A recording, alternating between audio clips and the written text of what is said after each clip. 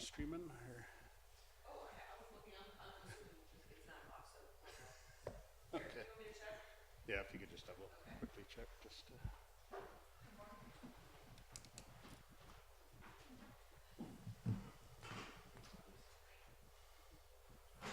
We are live. All right. Hey, good morning, everyone. It's 9 o'clock, 24th of June. We'll be starting our regular Board of County Commissioner meeting soon. Before we call to order and roll call, Dallas, could you provide an invocation, please, and lead us in the pledge?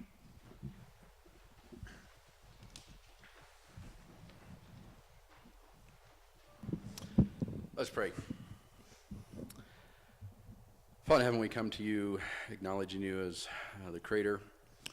Father, as a person who formed and knitted each and one of us and created us. And we know that means that you love us and that you care for us and you want what's best for us, and we thank you for that. And Father, you've put us in a wonderful place to live here in Elbert County, and the beauty, and we're seeing so much of that nature come alive here in the early summer, and we're thankful for that. And Father, it seems like so many times we come to you with our needs and our wants, and we forget to acknowledge who you are, and we want to do that today. But Father, we also bring before you our country. Our country's in turmoil and with a lot of different ideas, and Father, we just pray for a peace that only you can bring. Father, that understanding will come, and that we'll be able to be a country that can be that still shining light for the rest of the world to look toward. Father, I do pray that you'll be with our first responders, Father, particularly with our law enforcement and law enforcement across the country, Father, as they are being attacked, and we just pray for comfort for them, for their ability to stand tall in the face of adversity and to continue to do their jobs to protect us. And we're so thankful for them, and we pray that you'll protect them as they do their duty for us. Father, just now I pray that you'll be with us in this meeting, that things that are discussed be according to your will and will be best for the citizens of this county. And Father, that we'll treat each other as we would like to be treated. It's in the name of Christ I pray. Amen. Amen. I pledge allegiance to the flag of the United States of America and to the republic for which it stands, one nation, under God, indivisible, with liberty and justice for all. Thank you, Dallas. Amanda, could you call the roll, please? Here. Here. Here. All righty. We've got an agenda presented that was published. I understand we have one change to add a letter regarding indemnification. Mr. of Chairman, deputies. I move that we approve the agenda with one modification. Item 4 in the action item should read BoCC letter regarding police officer liability. I'll second. Okay, we have a motion and a second to adopt the agenda as presented with one addition. All in favor, please say aye. Aye. Aye. Motion carries. I'll make a motion we approve the consent agenda as presented. Second. Okay, I have a motion and a second to approve the consent agenda as presented. All in favor, please say aye. Aye. Aye. Motion carries. All righty. Elected officials, staff reports. So we have a couple. Do we have, before we move into the listed staff reports, anything from elected officials? Seeing none. First item we had was a update from the Fair Board.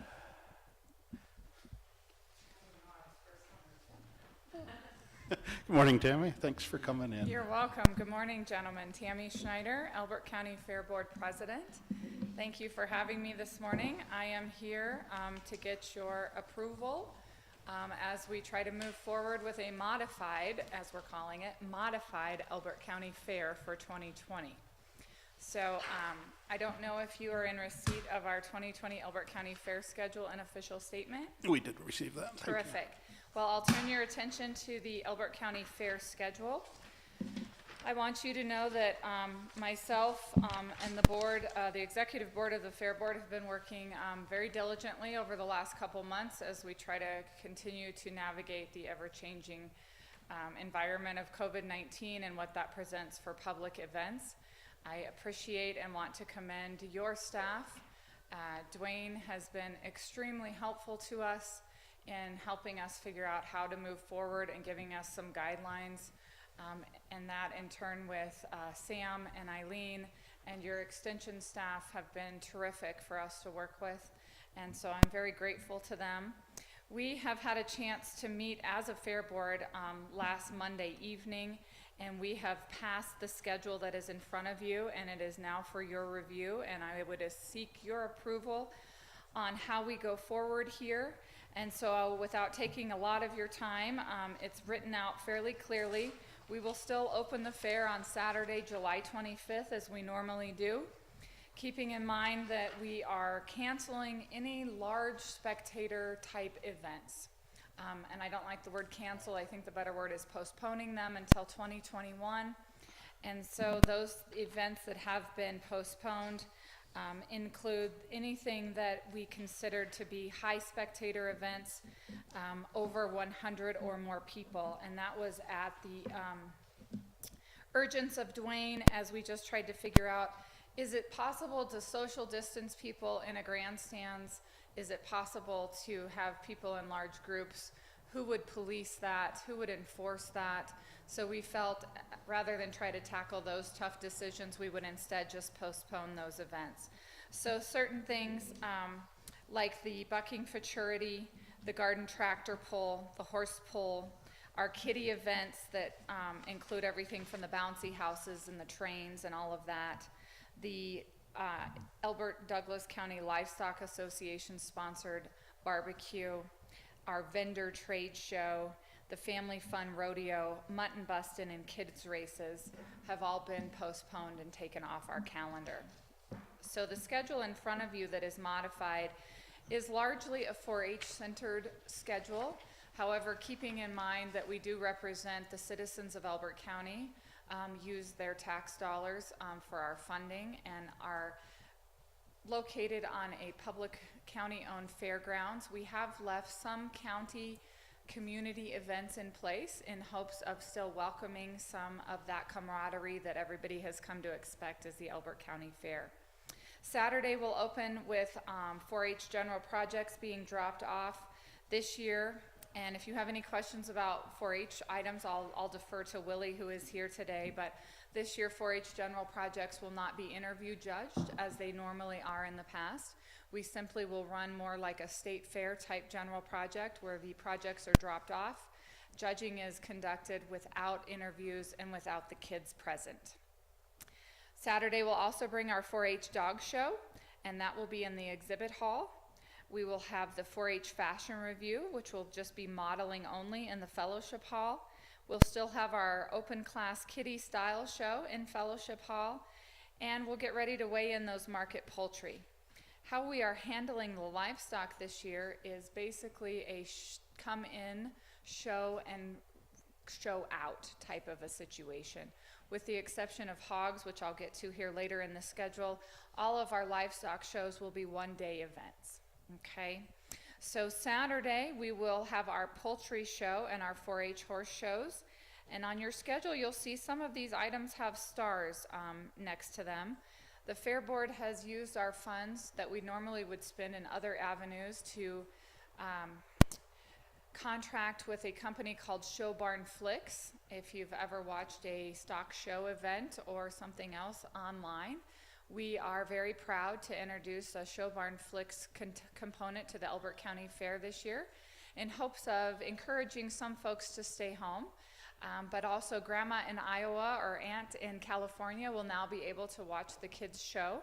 So for example, on Sunday, that poultry show and our horse performance shows in the main arena will all be broadcast and live streamed through that platform. So really excited about that this year.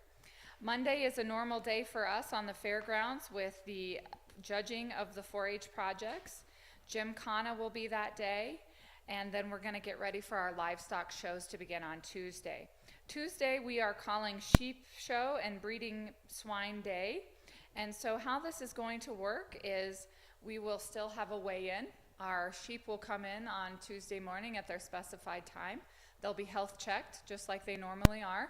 The kids will then take them and stall them, and we will begin with our small fry sheep showers, and that will run right through the sheep show, including a market sheep show, a showmanship contest, and a breeding sheep.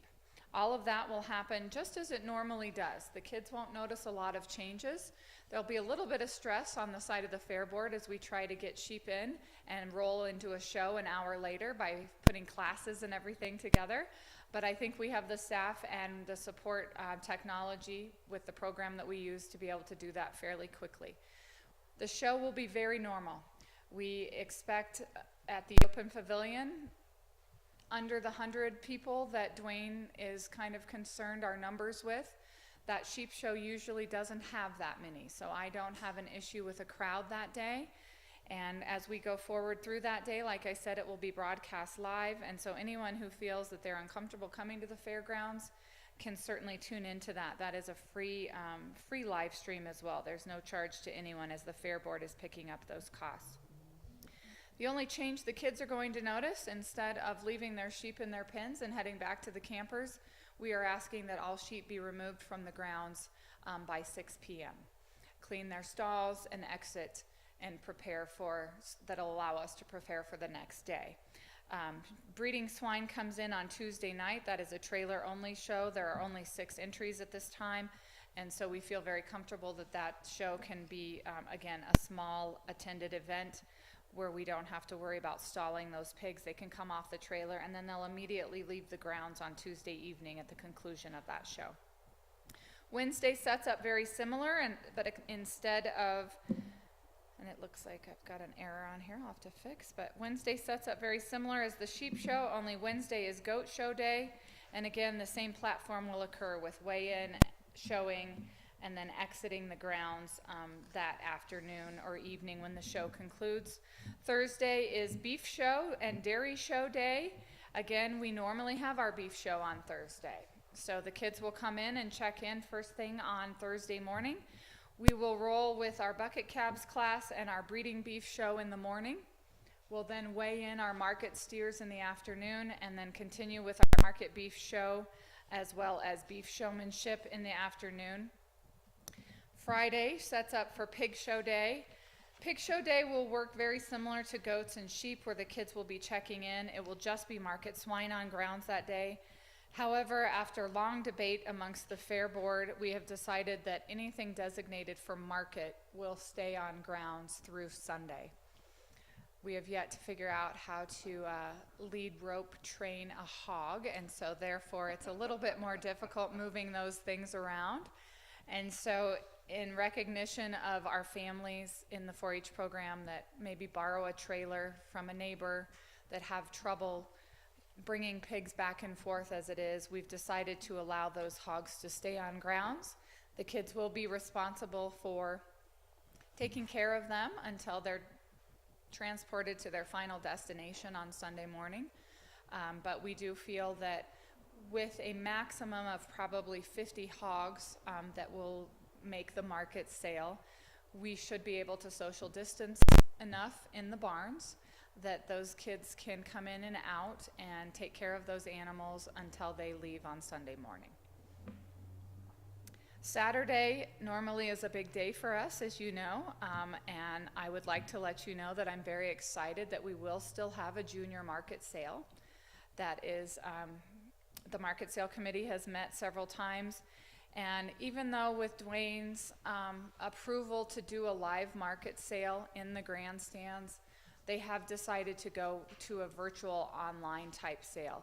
We just feel that although the grandstands would allow us a chance to social distance and have a bigger space, we have some concerns as far as what we would do if there was bad weather, how we would possibly tent tall enough and big enough to still allow viewing from the grandstands down into the arena without having to create some sort of shade for the hogs, all the paneling that would be required to get the hogs to run through that arena. It would be a very labor-intensive day, and with all of that work that would go into a situation like that, to have what we would estimate maybe a 50% attendance rate than as what we normally would see.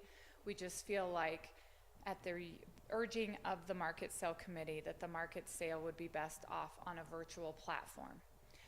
Now, knowing that a lot of our buyers, that's uncomfortable for them, we have also initiated a phone bank system. So if you're uncomfortable getting online and bidding online for an animal, you may call into the phone bank. It will be staffed all day, and you may place a phone bid. And if that still makes you uncomfortable, the market sale committee will be on grounds at the exhibit building, where we'll be accepting payments and doing all the things we normally would do during a market sale. And we would invite any member of the public who is uncomfortable with the other formats to come down and simply submit their bid on person, and we'll help them through that process.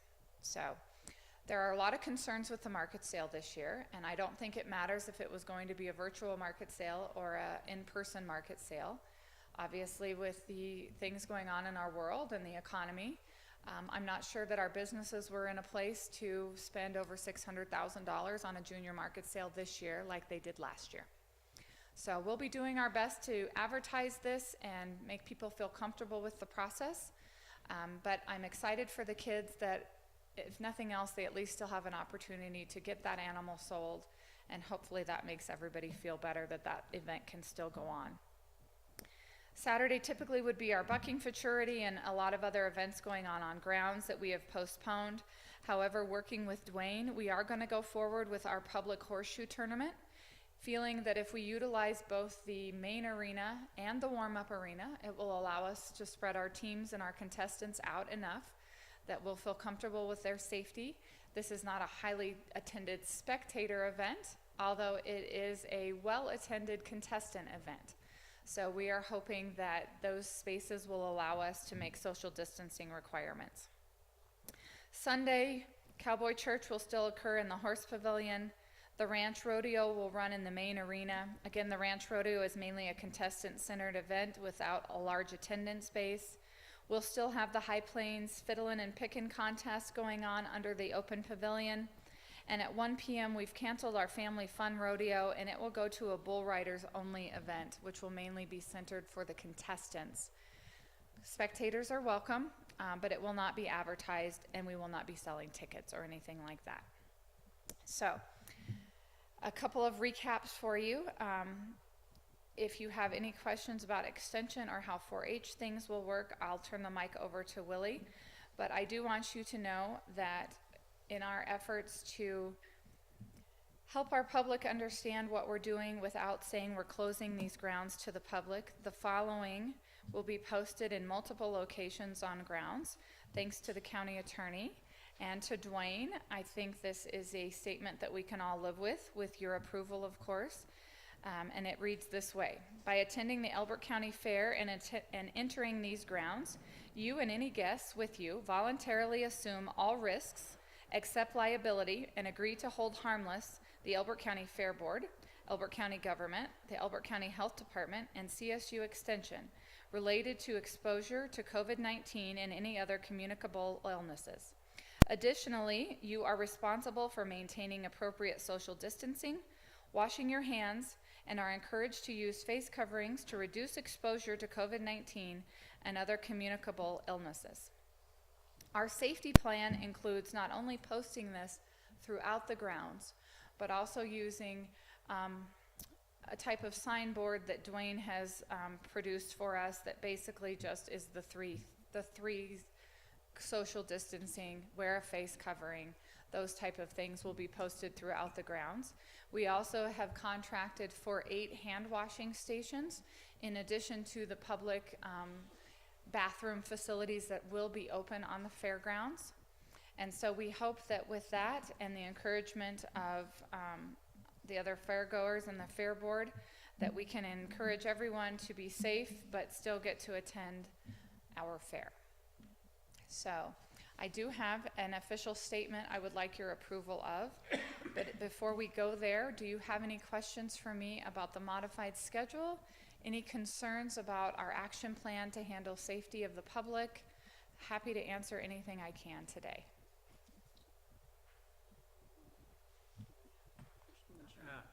I don't have any questions. I just want to compliment you on the amount of work that's gone into trying figuring out how all of this stuff works. There's a lot of information you just passed on to us, and I can see that this wasn't an overnight decision. Very true. Thank you. Yeah, I just want to thank you guys, all the Fair Board members, for everything that you guys have done to at least try and get something done this year. Well, this is a terrific county where Fair Board works very closely with county staff as well as extension. I'm very aware of many counties that don't work seamlessly like that, like we do.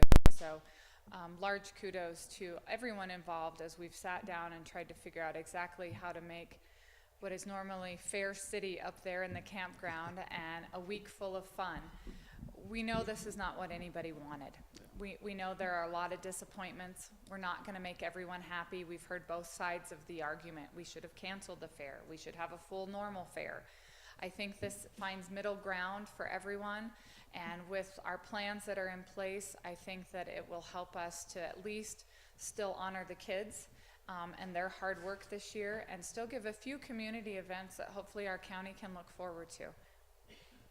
No, and I'd like to say again, I know it's been a very difficult year, and putting together, something as close to a regular fair. I applaud you guys for all the thought that went into this. I know we still got a little over a month to go, and things could change, but And we do understand that. And Yeah. Dwayne was at our Fair Board meeting along with Yeah. Sam, and he did make it very clear that, Yeah. if things change significantly, we may be looking at a different action plan. Yeah. Hopefully, things only get better. Yeah, and And that- then this will stay in place. We will Yeah. not be making any changes to this schedule. That is our hope as we move forward here. Trying to just figure out a few little things. How do we have food on grounds, even though we may only have 100 people? Oh. Can we have a food truck or two that's willing to come in? Of course, the kids would be devastated without Rose's Creamery on site. And so there's a few things we're still working out as we try to, make it as normal for them as we can. Little things like not paying premiums this year, which I thought would be no big deal. My own children are just devastated by the fact that they won't get their $20 on Sunday, but I think everybody has to show some grace in this season, and so I think we're finding that with everyone. And the ultimate right decision was to not have a fair or to do something like this, and so I'm very glad that we figured out a way, unlike some of our other counties that have just Yeah, no, canceled. it's a good plan, and honestly, my hope, and it seems like we're heading in the right direction, would be this is the plan, and we open it more to spectators. I guess we can all kind of keep fingers crossed we don't have to go in the other direction, but I think it's a really good plan. Did have a question for the market swine, and that will be remaining, or are we going to have the campground open for those families, or how are we going to accommodate? Yeah, keeping that's been those a hard question for us to answer, and I'll be honest with you, we're throwing it back to you as the county. That's what it's. We have not issued any kind of statement stating campground closed, campground open. Obviously, word has come down from the governor and then trickled through that public campgrounds are open. And the campground at the Elbert County Fairgrounds is open with some requirements in place. And Bobby has been great to work with as I've gone through this with him. So to answer your question quickly, yes, the campground is open. If some of these swine families would like to camp and Bobby feels comfortable with how he can social distance them with Dwayne's approval, they're welcome to reserve a camp space.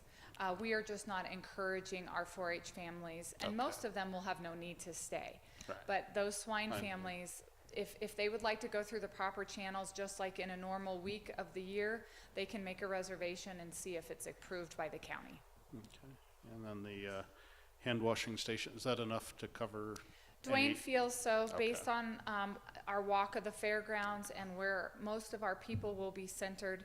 We'll have the exhibit building bathrooms open, and we've already talked and made a plan with Dwayne about how those are cleaned and sanitized, making sure there's lots of soap and all of that. And then we will have the porta potty stations that will be also having to be cleaned regularly, but 8 hand washing stations that would allow us from the pig open pig barn, open pavilion area, all the way over to the horse pavilion where we'll be having our poultry show.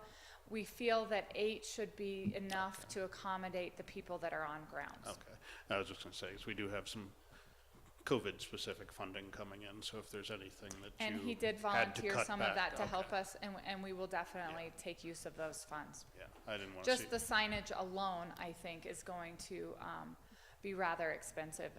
To make it big enough to where everybody They can can read see it it. and all of that, and considering we use about 7 venues on the fairgrounds where it will need to be posted, Dwayne and I have talked about maybe using some of those funds for some of those items. Okay. I guess the last one I just had was the, I forget the name of the firm that was doing the live stream video piece. Show Barn Flicks. Yeah, where can citizens access that? Will that be on your That's a Facebook great page? question, yes. or- So elbertcountyfair.com is undergoing quite a renovation as we speak right now, because what normally is just a information site for a schedule and to print a few entry forms, it is now going to be used for not only our safety guidelines page, but it will be the platform to where you will access the live streams for all our shows, as well as be able to find your link to our market sale. It will also have new tabs this year, one being a results tab. Because we are not opening the ag building to the general public for viewing of the projects and the open class exhibits like we would in a normal year, we are going to photograph all of those items. And so if you have entered something and you'd like to see how you did before you come and pick it up, or more importantly, you'd like to see who you beat in the county, you will be able to go to that that results tab on our website, and we will have all of those items photographed and displayed there for the public to look and see what we had come into the fair this year. Yeah, I guess my only other thought really on all of this was if you had mentioned you were using monies you generally use for something else to support Yeah, that. so for example, if you'd we like, I can could give you one. But if the opportunity is there to use special COVID funding for that and keep your fund balance, so next year you can come back bigger and stronger with a larger fund balance. I appreciate that. I would look at that. Okay.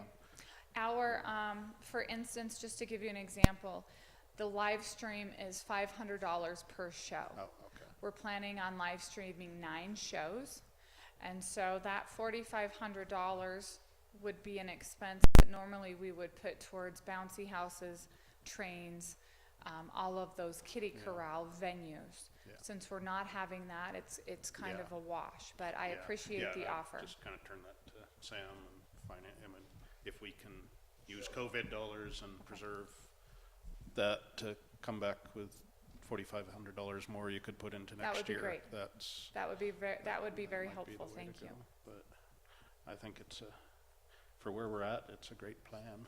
Great. So, do you have any No, I think it's a great plan, and I reiterate what Chris just said. Use the COVID funds if you can. Okay, thank you. I do have an official statement in front of you, Okay, yeah. and this is the official statement that mainly was crafted by myself and Dwayne. I would like your approval to use this and issue this today. It will go out on our social media channels through the extension to our 4-H families, and then it will be published in anywhere I can get it out to the public. I want people to know we're having a fair. I want them to know that there's gonna still be some wonderful things happening, and although we consider it a modified fair, I think it is a good plan, as you have approved. And so if you are comfortable with this statement, I would be appreciative of your approval so that I can go ahead and issue it. Yeah, I think we're all good with it. Okay, I great. don't think we need a formal vote. It's going out under your signature. That so. sounds great. Thank you so much. Do you have any questions for Willie at this time? I guess probably the only thing outside of fair shooting sports, I'm assuming, are going as normal at the county level. Yeah, so at the dates, Yeah. I mailed the meter yesterday. Oh, yeah, I guess if you could use the mic, so you're a a quiet voice off camera there. Hi, I'm Willie Wilkins, Elbert County Extension Agent. And I do have the dates for the county shoots. They're gonna go from the 12th through the 19th. And if you want me to lay those out, I can. So the 12th is gonna be the 22 county shoot. That's gonna happen at the Morgan Ranch.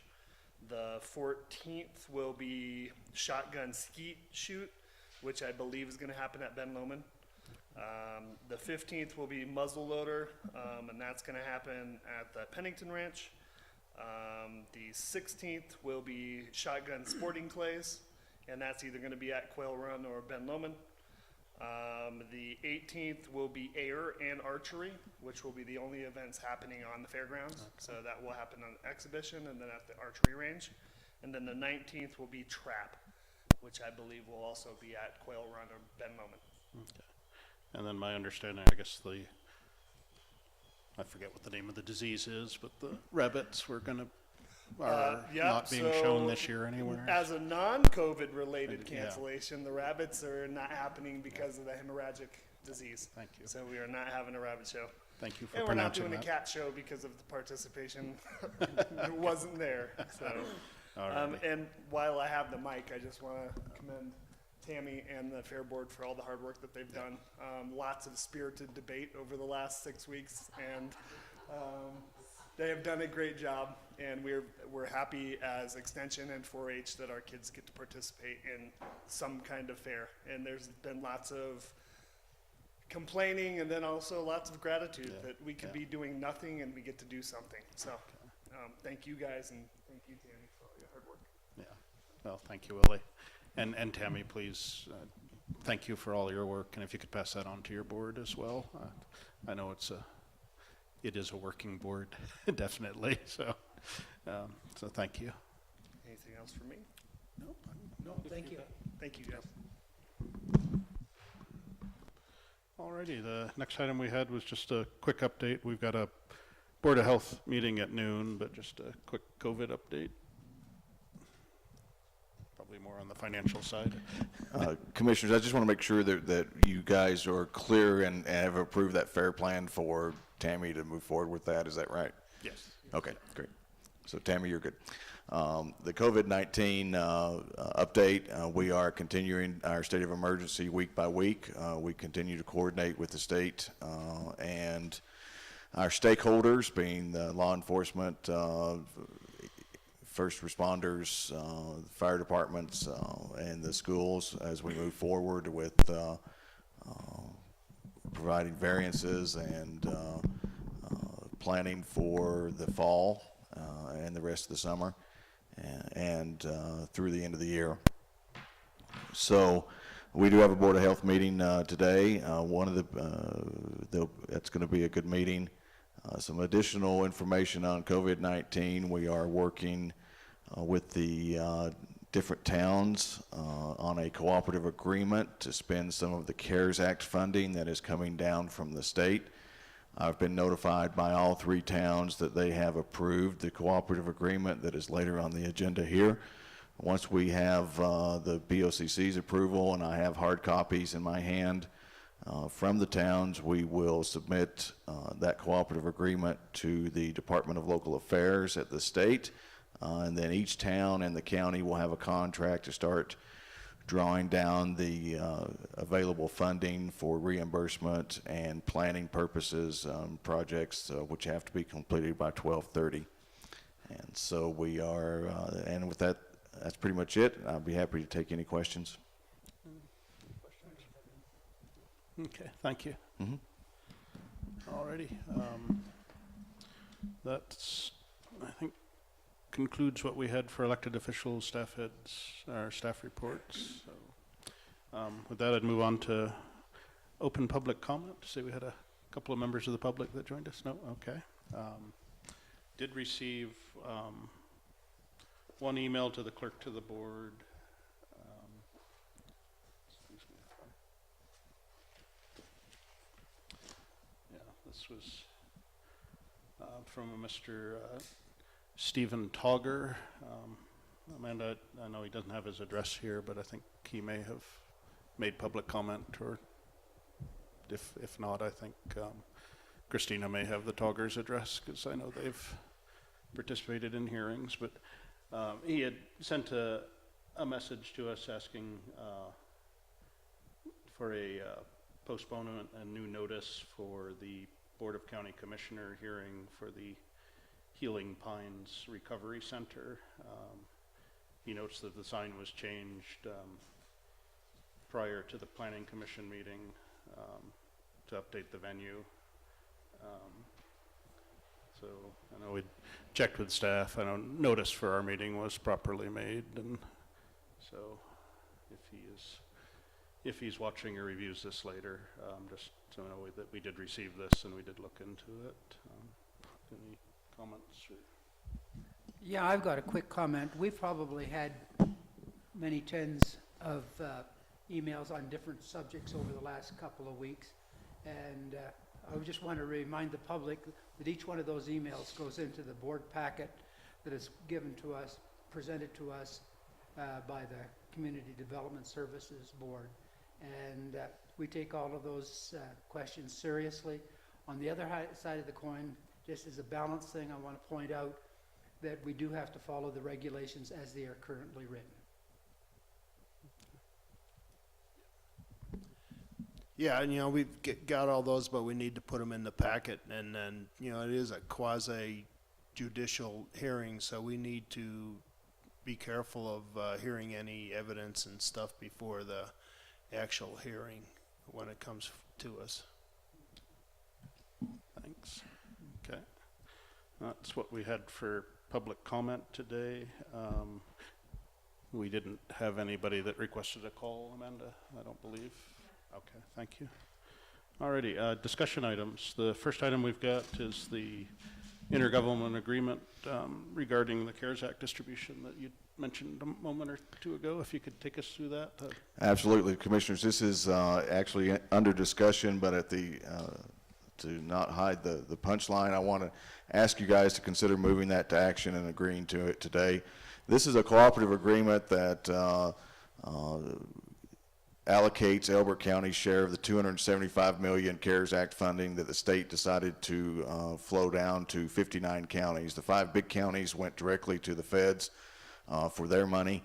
The state decided to move down 275. Our share of that 275 is 2.29 million of that, and which we allocated based on the formulas of the other 5 counties and the state formula to the towns of Elizabeth, Kiowa, and Simla. Each of those will get a share for direct reimbursements of COVID-19 expenses and preparatory expenses for the rest of the year. Again, all this money has to be spent by 12/30, which kind of pushes us to get some of these projects done. And we're working on a project list which will be prioritized and sent to you later. This may require supplemental appropriation, and Michelle and I are talking about when the best time to do that supplemental appropriation is.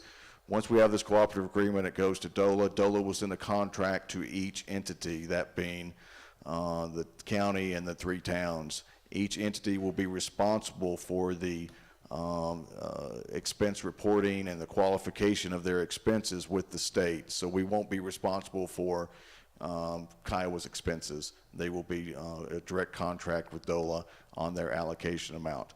With that said, we are looking at a number of projects to help the business community, the nonprofit community, food banks, et cetera, as well as PPE for personal protective equipment for county offices and staff in case we do get a flare-up in cases and have enough PPE on hand.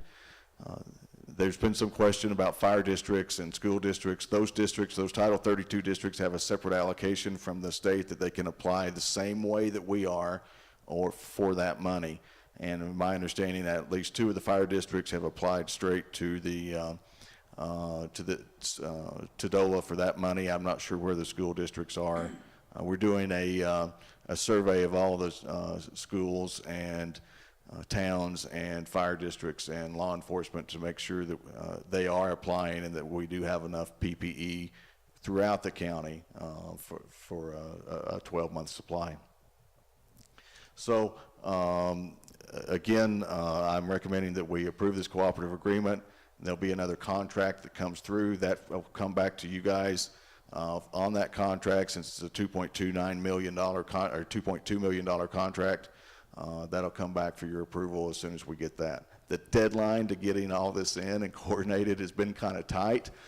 We just found out about this money a couple weeks ago, and our deadline to get everything submitted is July 7th. I'd be happy to answer any questions about this agreement. Mr. Chairman, I move that we move the IGA Cooperative Agreement Distribution of CARE Act funds for Elbert County and towns to an action item. I'll second. Okay. A motion and a second to move this to action. All in favor, please say aye. Aye. Aye. Aye. Okay, so we'll take it as action. I'll just take it, we're kind of open for discussion at this table before. Yeah, I just say the money is, if I'm reading right, the towns have all agreed that we'll do a 45% of the total is distributed per capita to the residents, for use for residents within the towns, and then for use by the county for those in the unincorporated areas, and then 55% is reserved for the countywide projects or countywide use. Primarily, we're looking at increases in support to public health, HHS, business grants, and support for nonprofits like our food banks that are directly supporting citizens. That's my understanding of the general distribution. Yeah. Yes, sir, that's it. Yeah. So, and no, I appreciate the work that went into getting this through all three town boards with different schedules and having to get everybody's approval before we could all approach DOLA to tap into these monies. I know is a kind of a coordination nightmare when you've got 4 different governments involved on different schedules. So. And some of the towns only meet once a month, so yeah, Yeah, it's been really tight. Well, I thank you for the work on that. So. Yeah. Not seeing any other comments, I'd entertain a motion to approve the IGA. Who's made the motion? We just need to vote. No, Well, we just we moved moved it it. to action. But that's, yeah, that's. I'll make a motion. We approve the IGA cooperative agreement for distribution of CARE Act funds. Second. I have a motion and a second to approve the IGA as presented. All in favor, please say aye. Aye. Aye. Motion carries. Thank you, Sam. And Bart and everybody else that is in this room that had a piece of that. So, all right. The next item we have is finance policy revisions. Morning, Commissioners. Eileen Krauth, Deputy County Manager. We have for you today a fairly large document. Thank you for wading your way through it. This is a relatively routine revision of the county's finance policies to reorganize, update, and add some provisions that relate that were recommended by our finance consultants. So I'll really just go through what we included in the staff summary. The finance policies were most recently adopted by you all in November of 2018. This proposed revision reorganizes, makes it a little bit more user-friendly, and includes several policy changes to align with industry best practices, correct some outdated references. One of the areas that we focused on was our procurement procedures, policies. In Section 3, purchasing methods, we adjusted the bidding thresholds for informal and formal bidding processes to align with industry best practices, the practice of other local, state, federal governments. So essentially it moves the threshold for buyer's best judgment from $1,000 to $5,000, moves the informal bidding threshold from essentially below $10,000 to below $25,000, and moves the formal bidding threshold where we need 3 written quotes or other formal bidding procedures higher than they are currently, from $10,000 to $25,000 and from $20,000 to $100,000. Basically, The reasons for these is that we have a lot of large projects that we've undertaken over the last couple of years, in particular in response to our facilities condition assessment that we completed last year. And the process of having to get bids for every project over $1,000 is unnecessarily onerous. That amount has been in place for a long time, and obviously costs go up.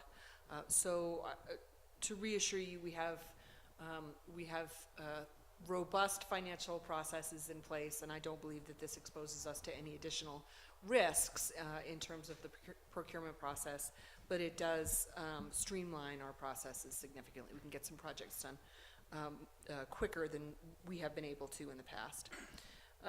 So in addition to that, we also adjusted the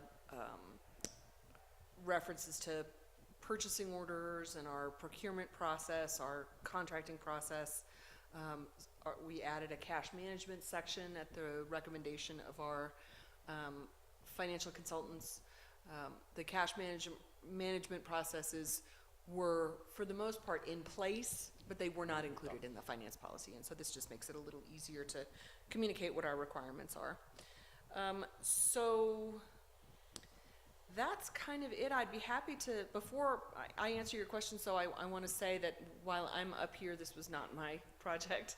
I want to thank Michelle Schroet, our finance manager, who's here with us, her staff, Tiffany Hermes, who is the one who makes all of this stuff work at the ground level, as well as the staff in other departments who are responsible for financial procedures in their departments. We got some really valuable feedback from them, as well as from some of our other, from Sherry, our treasurer, in terms of what best practices are, and we were able to incorporate a lot of those. I'm really enthusiastic about this document. It's going to make all of our lives a lot easier. With that being said, I'd be happy to answer any questions that you've got. And of course, I'd like to recommend that we move this to action. We'd like to have it in place by prior to July 1st. COVID and the CARES Act funding has lent a little bit of urgency to some of these updates so that we can make sure that we're appropriately documenting all of our processes. So if you're comfortable with it, we'd like to, and then Sam has one more, he's reminding me. You'll consider a county manager policy a little bit later in the meeting, and we didn't reconcile the signature authority thresholds between those two documents. So in the county manager policy that you'll consider later in the meeting, the county manager has the authority to approve purchases up to $300,000, and the draft of the finance policy that you have in front of you says $200,000. I would recommend that if you do move this to adoption today, that it is with the understanding that we will adjust that to match the county manager policy and have the county manager's purchasing authority up to $300,000. So I'd be happy to answer any questions. No, this is just basically a streamlining process. Yeah, I was going to say it's a lot easier to get through, and the layout of it is, I think, going to be much better for everybody that's using it. I mean, I think our finance folks always understand what needs to be done, but as a document that our department heads and others that have purchasing authority, it's going to be a lot more useful.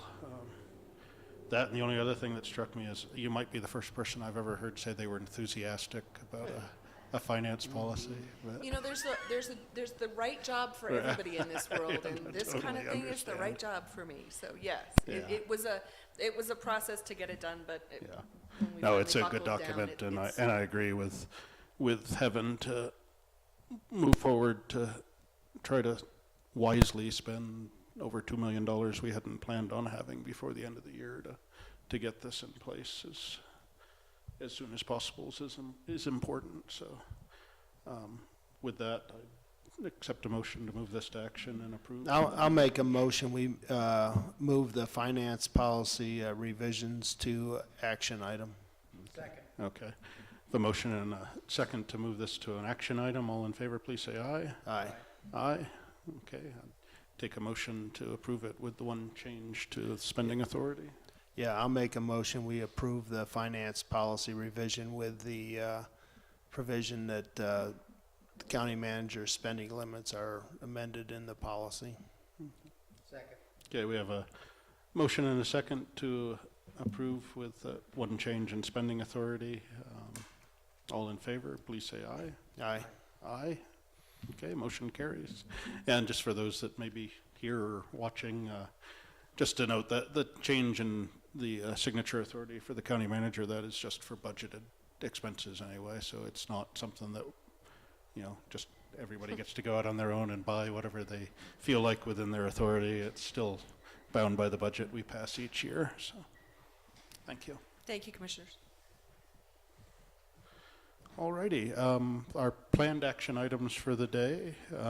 We have approval of the minutes from our June 10th meeting. Mr. Chairman, I move that we approve the June 10th, 2020 meetings minutes as written and dispense with the reading of those minutes. I'll second. Okay, we have a motion and a second to approve the meetings, the minutes from the June 10th meeting as presented and dispense with reading. All in favor, please say aye. Aye. Aye, motion carries.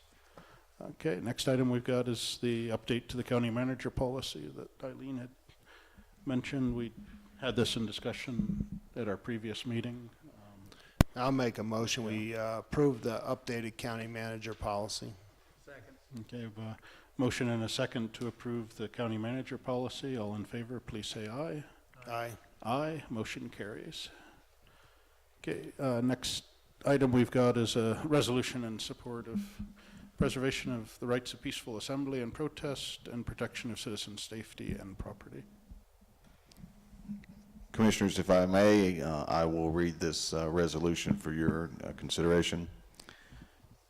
State of Colorado and County of Elbert. At a regular meeting of the Board of County Commissioners of Elbert County, State of Colorado, held at the Elbert County Administration Building in Kiowa, Colorado, on Wednesday, the 24th day of June 2020, there were present Chris Richardson, Rick Pettit, Grant Thayer, and Amanda Moore, when the following proceedings, among others, were had and done, to wit, Resolution 20-to be determined, in support of the preservation of rights of peaceful assembly and protest and protection of citizen safety and property.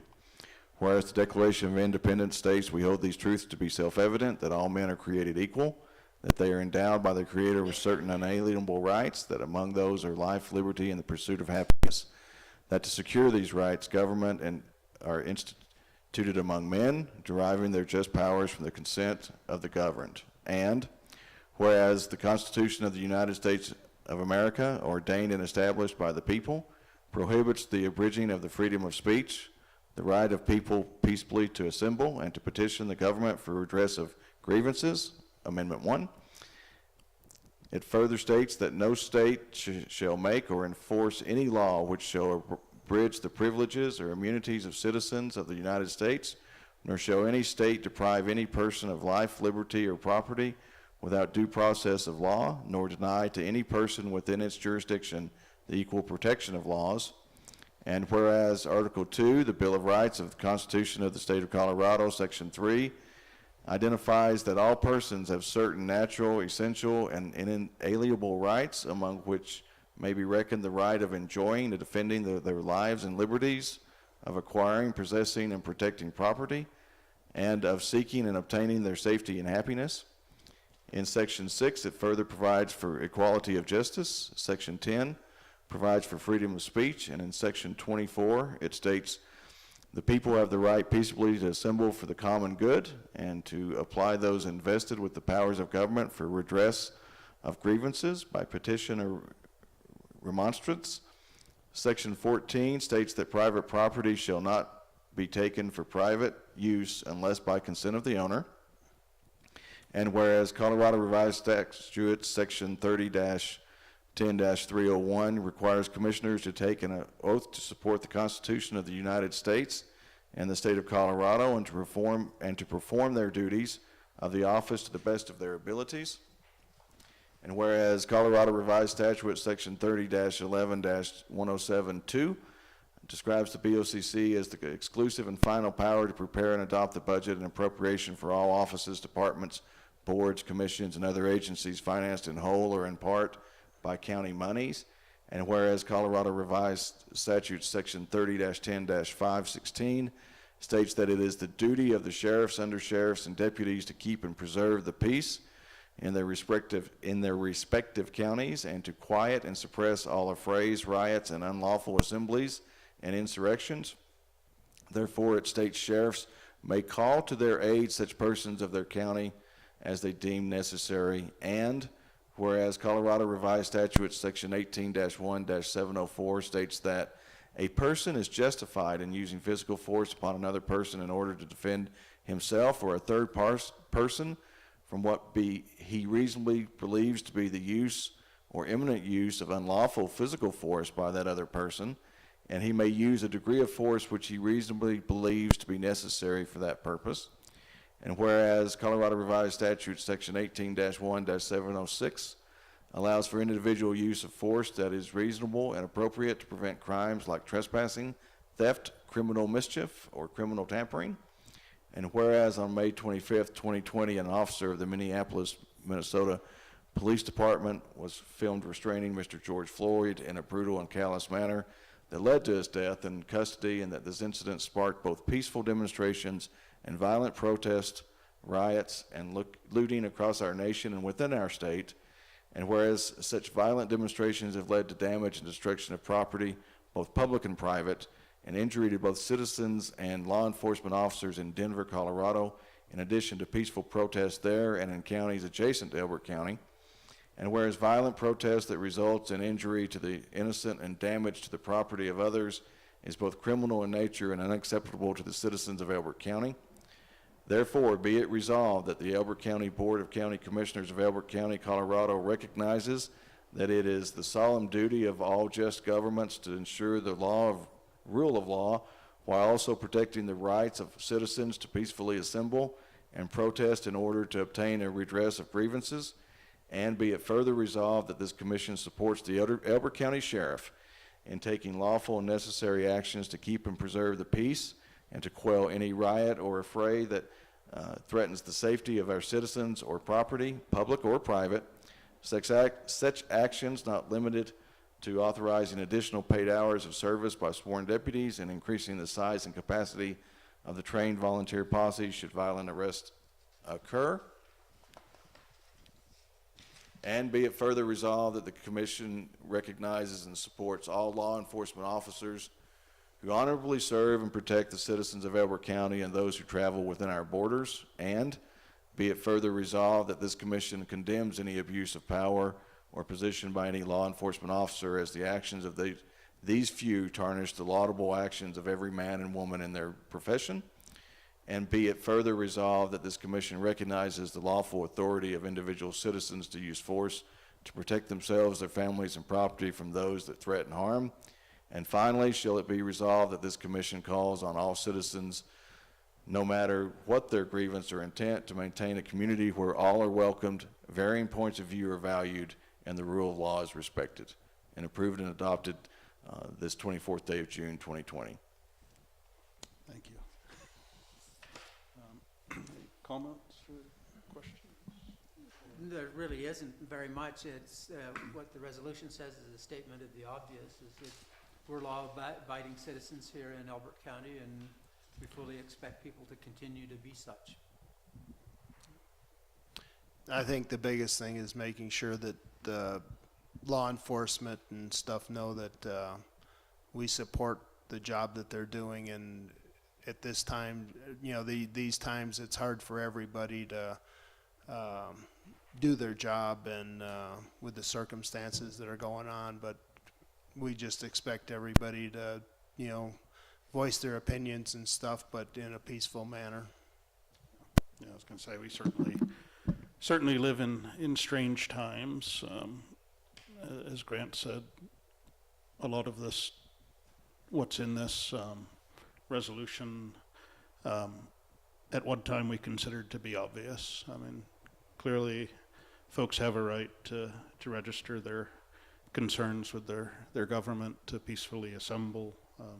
All of this is,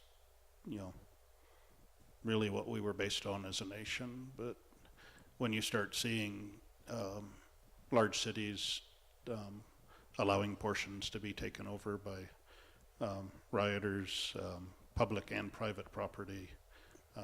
Granted, those folks and many of the folks there may have very valid concerns and grievances to be addressed, but none of that excuses violence against other people, takings of other people's property, destruction of public property.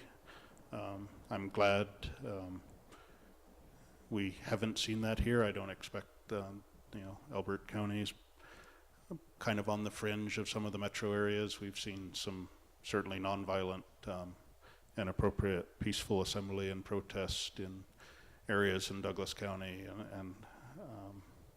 and that's fine. I mean, there's some discussions that probably do need to take place in this nation, but they've got to be discussions where people are respectful of one another, and this resolution is really intended to let our law enforcement know that we support your professional activities in keeping a safe environment for people to go about their lives, to protect our citizens as you do and their property, and for our citizens to know that we also support their right to bring grievances forward, to assemble as they wish peacefully. There's a balance here, but I think it comes down to respect for one another as individuals and respect for one another's property, and those have kind of been the basis of our nation. So I'm not sure if anybody has any comments they'd like to make. If none, I'd accept a motion to adopt the resolution as presented. Mr. Chairman, I move that we adopt the resolution in support of the preservation of rights of peaceful assembly and protest and protection of citizen safety and property as written. I'll second. Okay. We have a motion and a second to adopt the resolution before us. All in favor, please say aye. Aye. Aye. Motion carries. Okay, the next item we have is a little more specific. Was added to the agenda. It's a letter from the commissioners to our deputies, and it's in response to the recent passage of Senate Bill 20-217, which was titled Enhance Law Enforcement Integrity. Sam gets to read it, but essentially it is a statement that we recognize we have a good sheriff's office that our citizens can be proud of. We've got good deputies doing good things every day. They're stretched thin. It's a big county. We've got all sorts of other things I know we deal with in regards to, we can't pay our deputies what they're worth. They're asked to do more than probably any law enforcement officer should be asked to do. Traveling large distances, often alone, to face very dangerous situations. And now on top of this, we've got a kind of a one-size-fits-all statewide statute that was passed that's going to affect all law enforcement in the state tremendously, and probably has more impacts and gets a little bit more difficult to deal with in small organizations like our sheriff's office and the even smaller local law enforcement departments in our municipalities. So we just wanted to put this out as an assurance that as a county government, we back our deputies. If they're doing the right thing, and almost in every occasion they are, they shouldn't have to worry about somebody coming after them individually. So with that, I'll pass it to Sam. Okay. So this letter is dated June 24th, 2020. It addressed to the sworn Elbert County law enforcement officers. Attention Sheriff Timothy D. Norton, P.O. Box 486, 751 Ute Avenue, Kiowa, Colorado, 80117. To the dedicated sheriff's deputies of Elbert County. The Board of County Commissioners recognizes how fortunate our citizens are to be served by such a dedicated and professional team of law enforcement officers as yourselves. We ask much of our sheriff's deputies, and as an organization, you are above reproach. On Friday, June 19th, the Governor of Colorado signed the heavily amended Senate Bill 20-217 into law. We share your concerns that this bill, purported to enhance law enforcement integrity, contains many provisions that will change the nature of law enforcement in Colorado. It is very clearly has created operational and liability concerns for law enforcement agencies and officers throughout our state. As your commissioners, we want each of you to know that we are reviewing this new law in coordination with the sheriff, district attorney, county attorney, and other key members of county management. Together, we are planning how to best implement the changes required while providing protection to our deputies from the personal liabilities the law may create. The county intends to indemnify our sheriff's deputies from any judgments or settlements entered against them or liabilities incurred by them for claims relating and convictions arising from Colorado Revised Statute 13-21-121, and will provide legal counsel at no cost to our law enforcement officers. Please know that we will ensure you have the resources and liability protections made necessary by Senate Bill 20-217. You willingly put yourselves at great physical risk daily to ensure the safety of our citizens. You should not feel that you're doing your job in an honorable and professional manner places you or your family in financial jeopardy. Very respectfully, Christopher Richardson, District 1, Rick Pettit, District 2, Grant Thayer, District 3. Yeah, I've got a couple comments. We, as county commissioners and the general staff, watched this bill 13-21-121 evolve. It started out very onerous towards peace officers. And over time, I don't know how many amendments they went through, but it was a whole bunch. I think it was in the 40s, if I remember right. They've become a little less onerous, but the peace officers, I think, were worried that their personal liability, when they were under the circumstances where they thought they were doing the right thing, could jeopardize their families. And I've talked to 2 or 3 of the sheriff deputies, and they expressed concern that I love being a police officer, but I don't know if I can take this risk for my family. And what the purpose of this letter, in my mind anyway, is to reassure the peace officers that we've got their back. Yeah, I agree, and and we will indemnify them and stuff. As long as they haven't, done anything that was unlawful or whatever. That it isn't just a blanket. If they have done something that's unlawful, then it's a question on that. But definitely, my son-in-law is a deputy over in Douglas County, and I know the talking with him, the thoughts that are going through his,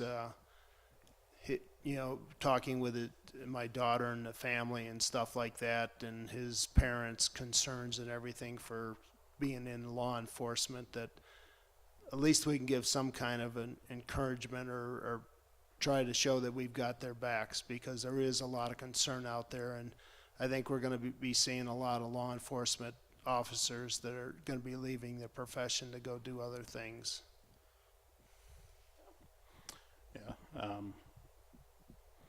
It was, I think, a mark of a very bad bill. I think it was 42 amendments that were eventually adopted.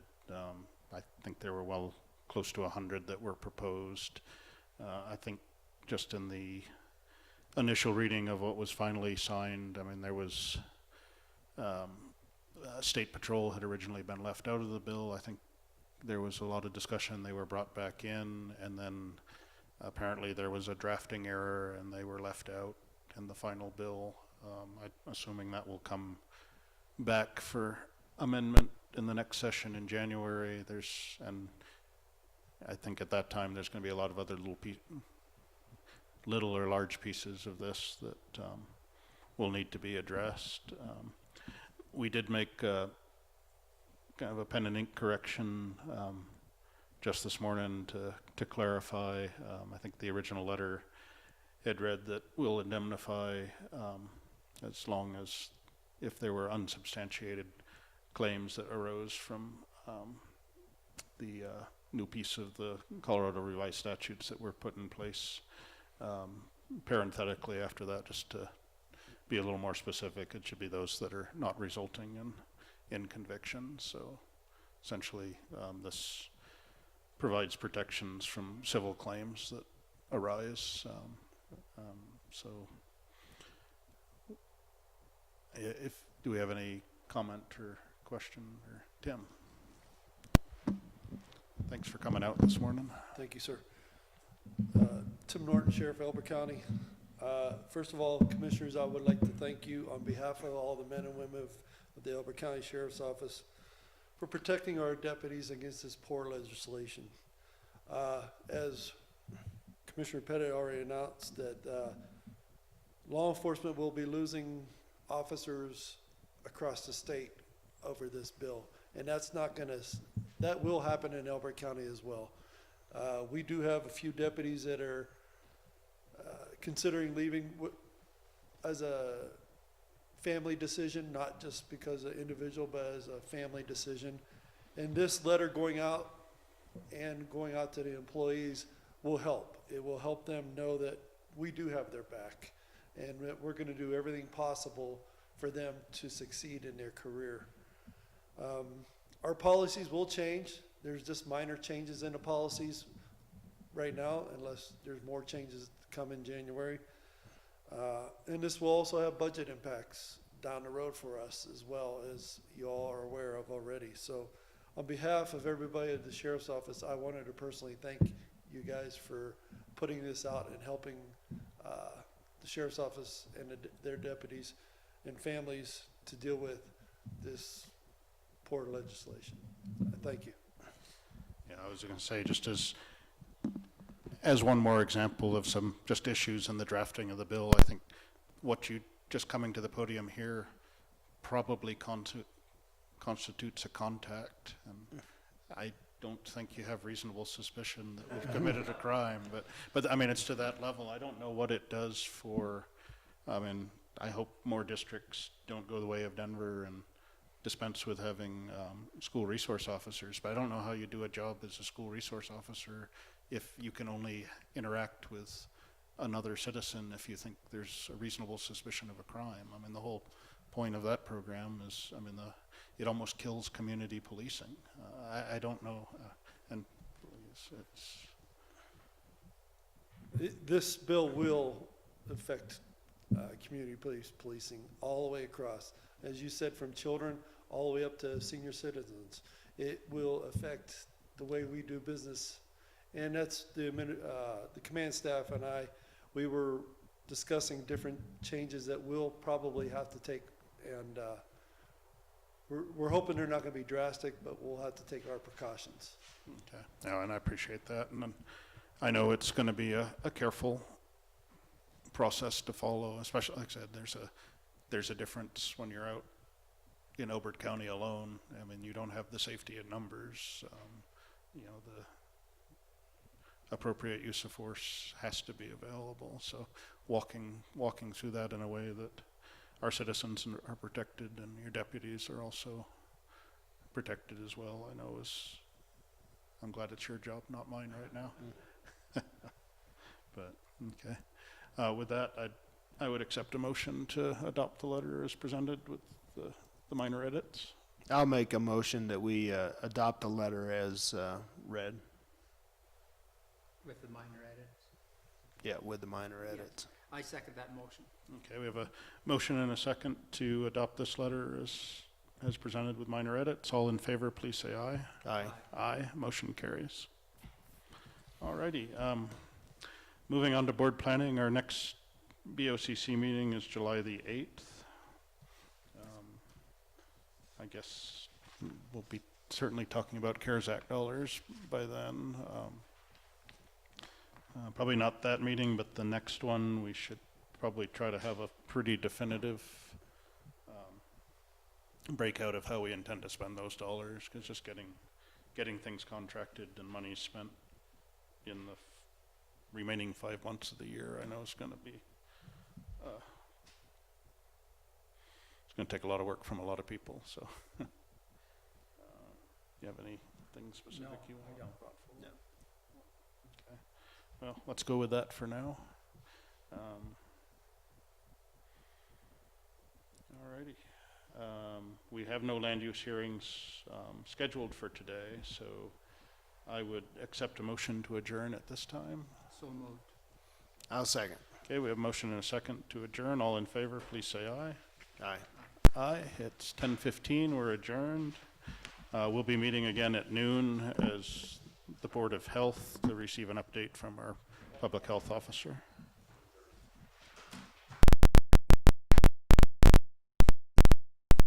Thank you. Thank you, sir. Sir, I appreciate it. I know you guys are